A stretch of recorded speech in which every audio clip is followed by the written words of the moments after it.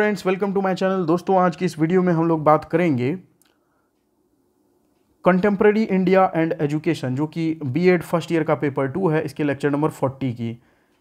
इस वीडियो का सब्जेक्ट है ways and means for international understanding, यानी पूरी दुनिया को समझ पाने के लिए क्या तरीके अपनाए जाते हैं, क्या साधन है हमारे पास। आज उस पर चर्चा करेंगे।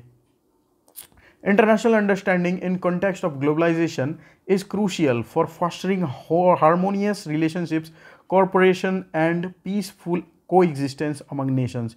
यानी कि इंटरनेशनल अंडरस्टैंडिंग, दुनिया के एक देश के लोग को दूसरे देश के लोगों की समझ होनी बहुत ज़रूरी है इस ग्लोबलाइजेशन के युग में, ताकि शांति प्रिय रिलेशनशिप बने रहे और लोग एक दूसरे का सहयोग करें और सभी लोग शांतिपूर्ण तरीके से अपनी अपनी ज़िंदगी जी पाएँ, अपने अपने देश को विकसित कर सकें। Here are some ways and means that can promote international understanding. तो इंटरनेशनल अंडरस्टैंडिंग और कैसे डेवलप करी जाए, इसके लिए कुछ तरीके हैं। Cultural exchange programs. Encouraging cultural exchange programs allows individuals from different countries to experience and appreciate each other's tradition, values and ways of life। यानी कि इंटरनेशनल लेवल पर कल्चरल एक्सचेंज प्रोग्राम को आयोजित करके तरह तरह के कल्चर के लोगों को उसमें शामिल किया जा सकता है। इससे लोग एक दूसरे की परंपराओं को समझेंगे, एक दूसरे की जो वैल्यूज़ हैं उसको जानेंगे, एक दूसरे के जीवन जीने के तरीकों को जानेंगे। This helps to break down stereotypes, build empathy and promote mutual understanding.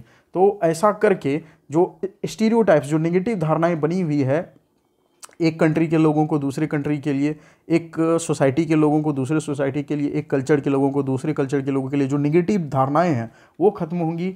लोग एक दूसरे का सम्मान करना सीखेंगे, एक दूसरे की जो दुख तकलीफ है उसको लेके सहानुभूति जताएंगे और म्यूचुअल अंडरस्टैंडिंग होगी।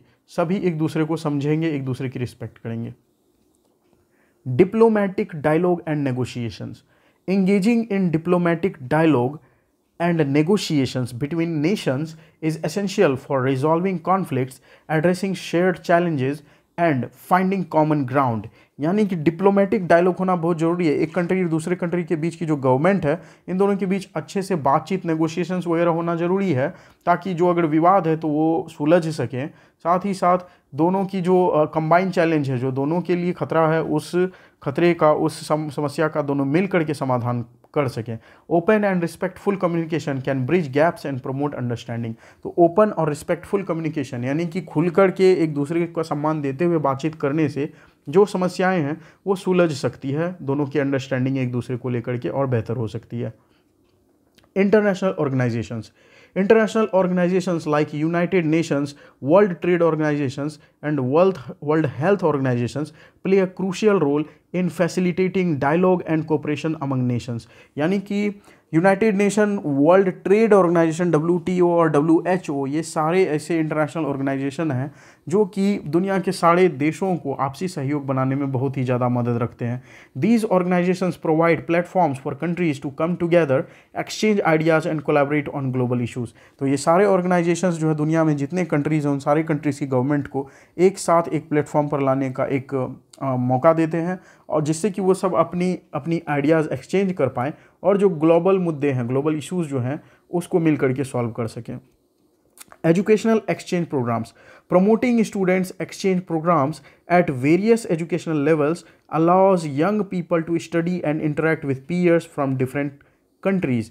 यानी कि स्टूडेंट्स को अगर एक्सचेंज प्रोग्राम का मेंबर बनने का मौका दिया जाए तो वो एजुकेशनल लेवल पर एक कंट्री के स्टूडेंट दूसरे कंट्री के स्टूडेंट से इंटरेक्ट करके काफ़ी कुछ सीख सकते हैं।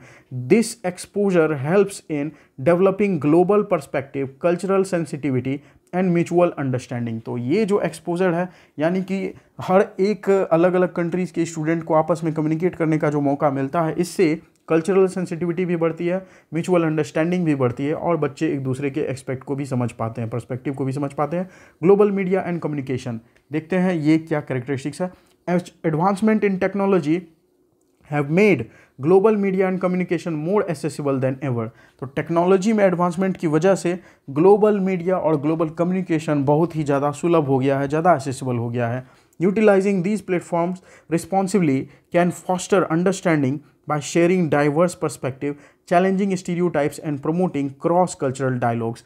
यानी कि जो टेक्नोलॉजिकल प्लेटफॉर्म हमें मिले हैं इसका यूज़ करके हम सब एक दूसरे को और बेहतर समझ पाते हैं, एक दूसरे की पर्सपेक्टिव को जान सकते हैं। जो स्टीरियोटाइप्स दिमाग में कचड़ा भरा हुआ है, जो नेगेटिव चीज़ें एक दूसरे को लेकर, वो आसानी से बातचीत करके ख़त्म किया जा सकता है।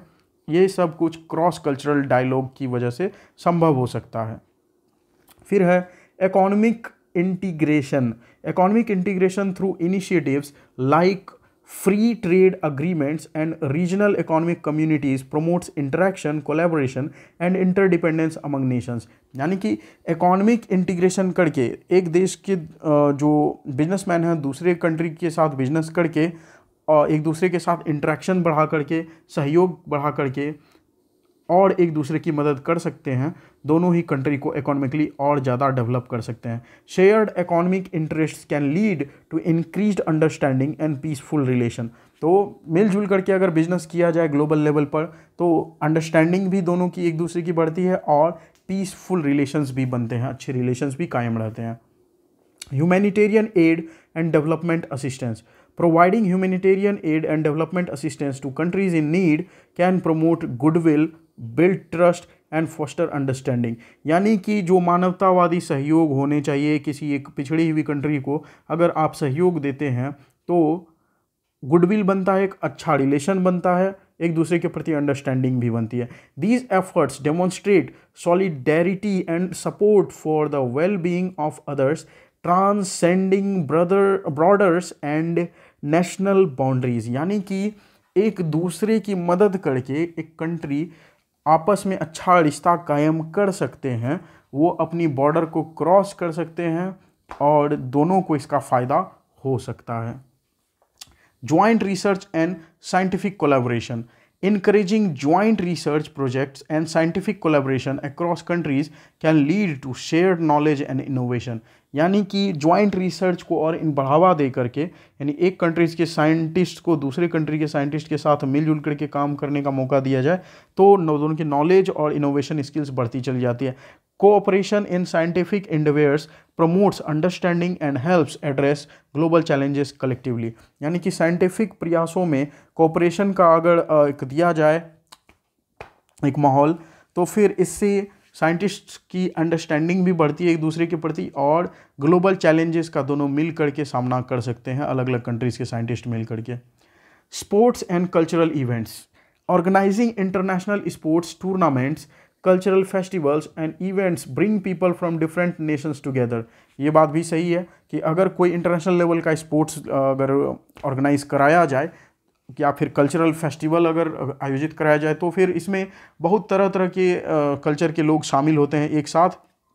These platforms offer opportunities for positive interactions, celebrating diversity and fostering international understanding।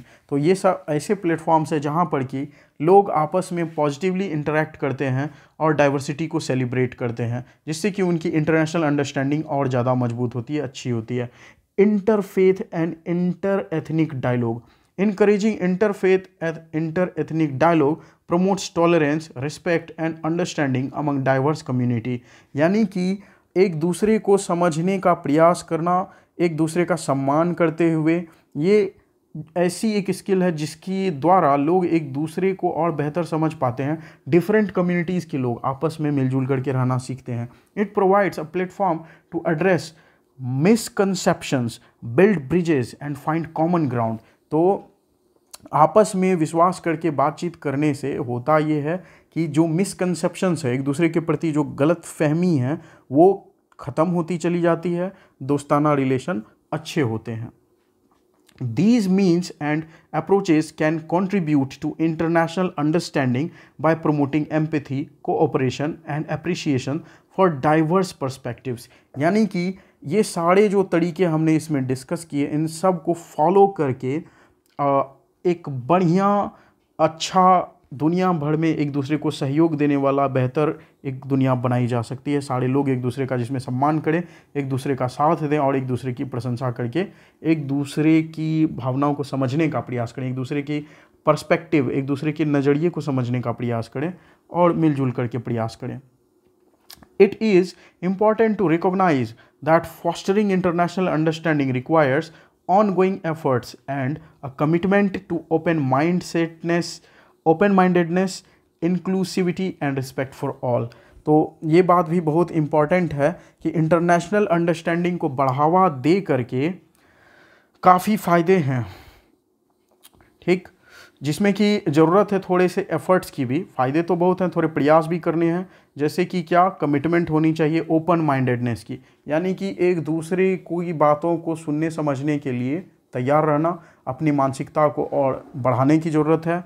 Inclusivity, दूसरों की बातों को अपनाने की भी ज़रूरत है और रिस्पेक्ट भी करने की ज़रूरत है, तभी जा कर के इंटरनेशनल अंडरस्टैंडिंग और बेहतर हो सकेगी।